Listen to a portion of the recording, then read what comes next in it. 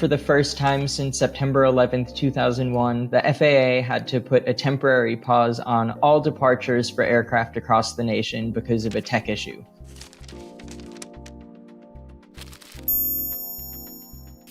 There's a system that alerts pilots to safety issues at airports, and they're required to read those notices before their flights take off.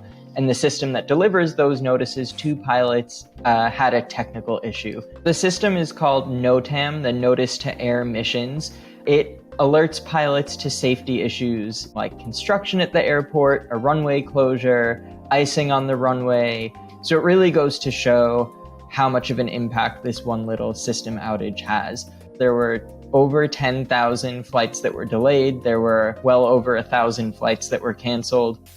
The FAA said that their preliminary investigation suggests that it was some corrupted data in one of their databases. A bunch of the experts who I spoke to noted that the FAA and many stakeholders in the air travel system, airlines, etc., use computer systems that are based on very old technology. In a similar vein, the Southwest problems that we saw earlier in the winter, it wasn't the same system, but it may have been a symptom of the same problem of using old technology to try to support 21st century travel. I think we're seeing some of the cracks in that.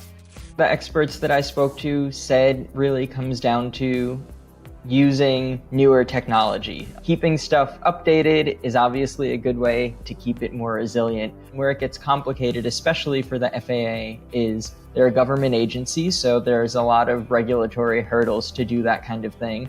And when it comes to actually upgrading the infrastructure for the FAA, their systems are online pretty much all the time, and so it's a technical challenge to be able to upgrade those systems without having to shut down the national airspace. So I think that is something that the industry is sort of aware of and is hoping to address.